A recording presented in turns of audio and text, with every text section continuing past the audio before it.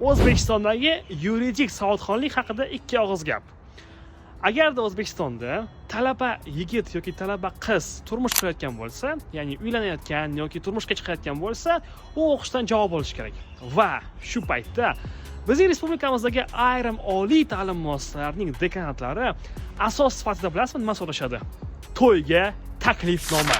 Ya'ni siz haqiqatan ham to'yingiz bo'layotgani haqida isbotlashingiz uchun taklifnoma so'rashadi. Baraka topkurlar. Taklifnoma hech qanaqasiga yuridik hujjat emas. Umuman taklifnomani agarda tipografiyada tanishingiz bo'lsa, tekinga shundoq любой dizayni bilan любой ismni, любой kunni yozib berishadi. Bu qanaqasiga yuridik asos bo'lishi mumkin? Bir xil dekanatlar esa narik tomonni olib kel deyishadi. Ya'ni misol uchun qiz erga tegayotgan bo'lsa, o'sha kuyovni olib kel deyishadi yoki o'g'il bola uylanayotgan bo'lsa, kelinni olib kel deyishadi.